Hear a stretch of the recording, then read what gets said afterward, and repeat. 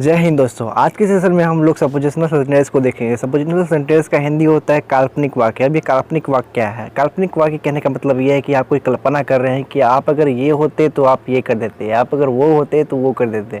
For example, बच्चे कल्पना करते हैं कि काश मैं स्कूल देर से ना पहुँचा होता ताकि मेरे टीचर मुझे डांटती ना। और टीचर का डांट सुनकर बच्चे सोचते हैं कि काश वो बड़े होते तो स्कूल जाना ही छोड़ देते। और बड़े होने के बाद जब वो जनरल कंपटीशन की ओर बढ़ते हैं और जनरल कंपटीशन की तैयारी करते हैं और एसएससी का एग्ज़ाम नज़दीक आ जाता है और उसी समय बड़ी बहन या फिर बड़े भाई का शादी होता है, तो हम लोग उस समय सोचते हैं कि काश अभी शादी नहीं होता या फिर अभी डेट आगे बढ़ जाता है एसएससी का, या एग्ज़ाम ही डिले हो जाता है। कुछ इस तरह का हम लोग कल्पना करते हैं। अब हम लोग पहचानेंगे कैसे कि सपोजिशनल सेंटेंस होते कैसे हैं। इट मीन्स कोई भी सेंटेंस है और उस सेंटेंस का starting if, as if, as though, if only, suppose, I wish, we wish, he wishes, she wishes से शुरू होगा। कोई भी सेंटेंस होगा तो यही सब होंगे स्टार्टिंग में। और सब्जेक्ट का नंबर कोई भी हो। नंबर कहने का मतलब है कि वो चाहे सिंगुलर हो या प्लूरल हो, एक वचन हो या बहुवचन हो। He, she, it, Ram, Shyam, Mohan, Sohan, ये सारे सिंगुलर नंबर है। Ram and Shyam, Sita and Gita, you, we, they, ये सारे प्लूरल सब्जेक्ट है। चाहे कोई भी नंबर हो। और पर्सन कहने का मतलब ये है कि फर्स्ट पर्सन, सेकंड पर्सन, कोई भी पर्सन हो। इफ़, एज दो के बाद कोई भी नंबर का, कोई भी पर्सन का सब्जेक्ट हो, अपने साथ हमेशा प्लूरल वर्ब वेयर ही लेगा। For example, I wish Veena was my wife. अब हम लोग इसका पोस्टमार्टम करते हैं तो पोस्टमार्टम करने पे ये पता चल रहा है कि सब्जेक्ट वीना के साथ वाज का यूज किया गया है, जबकि हम लोग सपोजिशनल सेंटेंस में देखे थे कि सब्जेक्ट चाहे सिंगुलर हो, प्लूरल हो या फिर किसी भी पर्सन का हो, फर्स्ट पर्सन, सेकंड पर्सन या फिर थर्ड पर्सन, कोई भी हो, तो उसके साथ हम लोग हमेशा प्लूरल वर्ब वेयर का यूज करते हैं।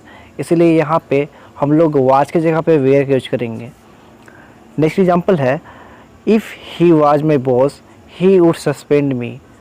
इसमें हम लोग देखते हैं तो ये उसी ऊपर वाले सेंटेंस का ही ये कॉपी किया हुआ है। ऊपर वाला सेंटेंस में जो यहाँ पे गलत था वही यहाँ पे गलत किया गया है।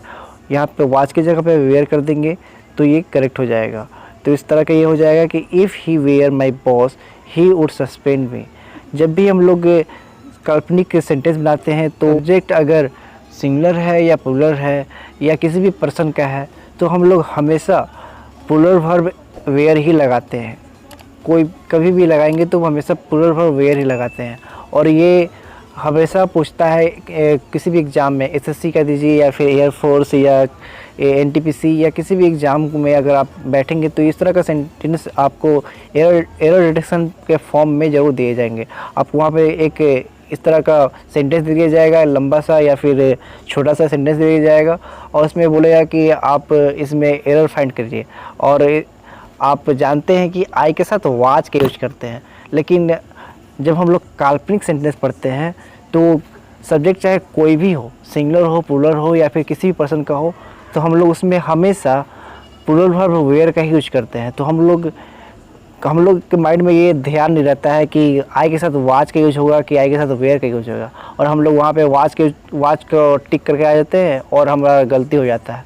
इस वाले सेशन से आपका गलत नहीं होगा। और आपका अगर एग्ज़ाम में इससे रिलेटेड कोई एग्ज़ाम में आता है क्वेश्चन, कोई क्वेश्चन आता है तो आई होप कि ये बन जाए। इसी में एक और एग्जांपल है, Raman talks to me if he was the general manager of Nippo company. Raman मुझसे ऐसे बात किया जैसे कि वो निप्पो कंपनी का जनरल मैनेजर है। अब इसमें क्या गलत है? तो हम लोग जैसा कि दो सेंटेंस में देखे थे कि उसमें वाज की जगह पे वेयर का यूज किया गया था, तो इसमें भी वही है। हालांकि यहाँ पे इफ़ को यहाँ पे मिडिल में ला दिया है, लेकिन इफ़ को यहाँ पे मिडिल में लाया है, लेकिन फिर भी ये स्टार्टिंग में ही है। अगर हम लोग देखें रमन टॉक्स टू मी, तो रमन टॉक्स टू मी ये अलग सेंटेंस है। Raman talks to me, Raman मुझसे बात किया। If he was the general manager of Nippo company, if he was the general manager of Nippo company, ये अलग सेंटेंस है। इसमें दो सेंटेंस को एक ही में मर्ज कर दिया है।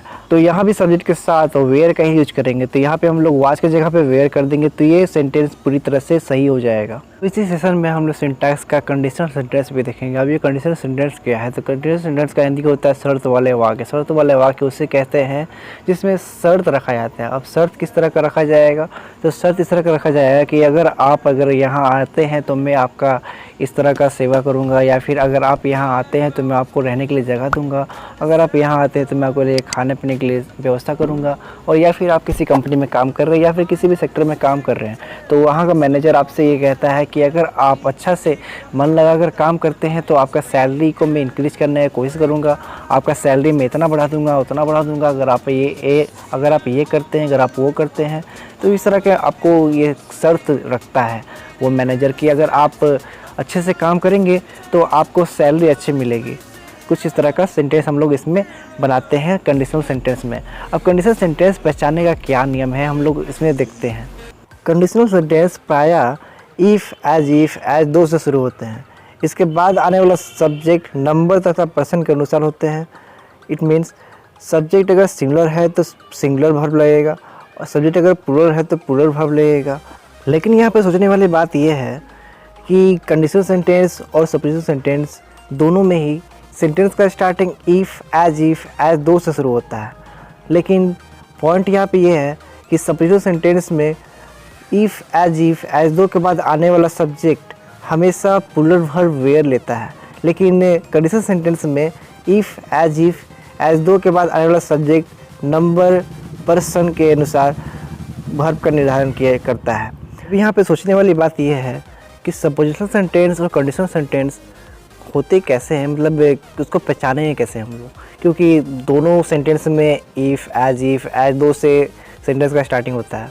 लेकिन हम लोग इसको पहचान कैसे सकते हैं कि मतलब ये कंडीशनल सेंटेंस है या फिर सपोजिशनल सेंटेंस है।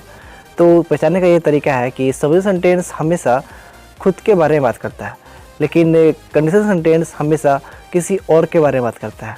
मतलब क्या है, मतलब किसके बारे में बात करता है समझ नहीं आ रहा है। अब देखते हैं हम लोग। सपोजिशनल सेंटेंस खुद के बारे में ऐसे बात करता है, फॉर एग्जांपल मैं अगर अमीर होता तो मैं ये करता वो करता, या फिर मैं कहीं जा रहा हूँ, किसी और सिटी में जा रहा हूँ, ठीक है, मैं किसी और सिटी में जा रहा हूँ और मेरे ट्रेन का टाइमिंग है 10 बजे और 10 बजे मैं घर से निकल रहा हूँ। तो 10 बजे मेरे, पहली बात तो सुन लीजिए, क्या है कि 10 बजे मेरा ट्रेन की टाइमिंग है और 10 बजे में ही मैं घर से निकल रहा हूँ, और इसलिए मैं क्या हो गया कि ट्रेन के लिए मैं लेट हो गया, रेलवे स्टेशन पहुँचते पहुँचते लेट हो गया और मेरा ट्रेन छूट गया। तब उसी समय मैं कल्पना करता हूँ कि काश मैं रेलवे स्टेशन के लिए टाइम से निकलता तो मेरी ट्रेन नहीं छूटती। तो इस तरह के सेंटेंस सपोजिशनल सेंटेंस में आते हैं जो खुद के बारे में कहते हैं। सपोजिशनल सेंटेंस हमेशा खुद के बारे में कहता है, और कंडीशनल सेंटेंस में किसी और के बारे में बात करते हैं। जैसे कि कोई फर्स्ट पर्सन है और दूसरे पर्सन के बारे में बात कर रहा है, जैसे कि कोई कंपनी खोल लिया है, कोई मान लो कि मैंने खोल लिया, कोई कंपनी खोल लिया है और मैं चाहता हूँ, कोई कुछ एम्प्लॉय चाहता हूँ और मैं उन एम्प्लॉय को एक शर्त दे रहा हूँ कि अगर आप मेरे कंपनी में काम करते हैं तो मैं आपको इतने सैलरी दूंगा, इतने फैसिलिटी दूंगा और आपको रहने के लिए जगह दूंगा। तो मैं उस एम्प्लॉय के ऊपर शर्त रख रहा हूँ कि अगर आप ये काम करते हैं, अगर आप मेरे लिए काम करते हैं तो मैं आपको ये सब फैसिलिटी दूंगा। तो इसे बोलते हैं कंडीशनल सेंटेंस। इसे और अच्छे से समझने के लिए आइए कुछ एग्जांपल देख लेते हैं। For example, if you come here I shall teach you. यदि तुम यहाँ आती हो तो मैं तुम्हें पढ़ाऊँगा।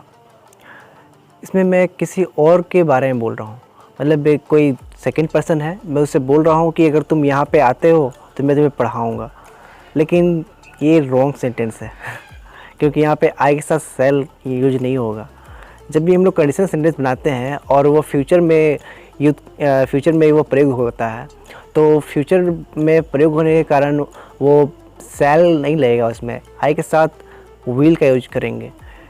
आई और वी के साथ हम लोग शैल का यूज करते हैं जनरली, लेकिन आई और वी के साथ यहाँ पे हम लोग शैल का यूज नहीं करेंगे, यहाँ पे विल का यूज करेंगे। तो यहाँ पे अगर हम लोग शैल की जगह पे विल लगा देंगे तो ये पूरी तरह से सही हो जाएगा, और हम लोग इसको ऐसे बोल सकते हैं, if you come here I will teach you. यदि तुम यहाँ आते हो तो मैं तुम्हें पढ़ाऊँगा। इसी में नेक्स्ट एग्जांपल है, स्नेहा लुक्स एज दो सी हैव बीन वर्किंग। स्नेहा ऐसी दिख रही है जैसे कि वो काम कर रही है, लेकिन इसमें यहाँ पे सी के साथ प्लूरल वर्ब ला दिया है हैव। हम लोग इसमें हैव के जगह पे हैज लगा देंगे तो ये सही हो जाएगा, क्योंकि हम लोग कंडीशनल सेंटेंस में पढ़े थे कि सब्जेक्ट नंबर और पर्सन के अकॉर्डिंग वर्ब को चुनेगा।